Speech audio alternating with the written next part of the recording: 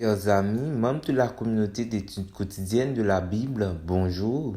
Quel plaisir de vous saluer en ce lundi 15 avril 2024 pour continuer à partager avec vous la méditation quotidienne pour adultes tirée du livre Dieu est ainsi, portrait de la grâce et de l'amour divin écrit par Roberto Herrera.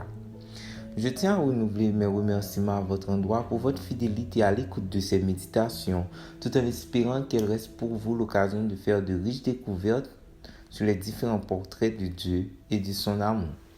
La méditation d'aujourd'hui a pour titre « Dieu est notre fort » et le texte de base se trouve dans Psaume 46, verset 2.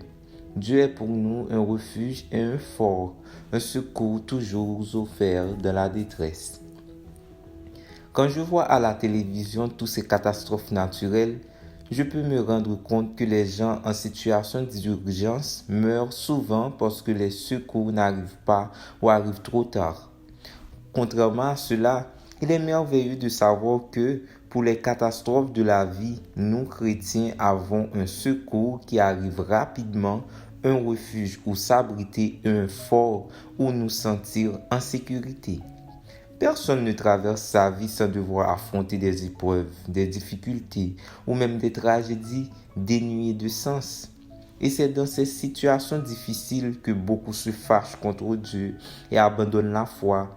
Cela leur arrive pour avoir vu en l'Évangile la promesse d'une vie tranquille et heureuse en échange de leur obéissance. Selon eux, si Dieu existait, il n'aurait pas permis que certaines choses arrivent à ses enfants qui portent son nom.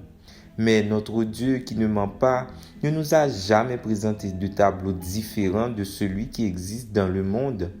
La Bible est d'ailleurs un livre très réaliste qui nous avertit clairement de notre réalité. Nous sommes immergés dans un monde de péché, dans un conflit cosmique, dans une guerre entre le bien et le mal. Quand elle nous dit que Dieu sera notre prompt secours, elle reconnaît en fait que nous devons nous attendre à des tribulations et à des problèmes. Ma vie chrétienne n'est pas un appel à être heureux 24 sur 24 heures. La Bible ne présente pas l'évangile de la prospérité. N'arrivons jamais à la conclusion de devoir abandonner notre cheminement avec le Seigneur sous prétexte que nous avons des problèmes ou que nous allions en ce monde, nous aurons des tribulations et des malheurs. Et c'est ce que le Christ nous a annoncé. Voir Jean 16, verset 33.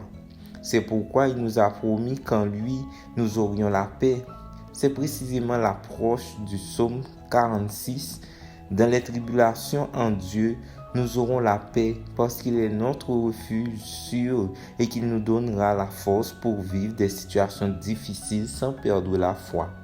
Au passage, c'est précisément le psaume 46, verset 1er, qui a inspiré à Luther les paroles de l'hymne. C'est un rempart que notre Dieu, après la libération de Vienne du siège des Turcs en 1529.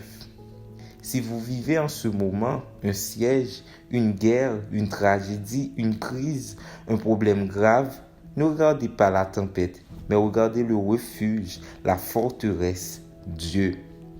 Merci d'avoir suivi cette méditation. Nous vous souhaitons de passer une très bonne journée. Au revoir.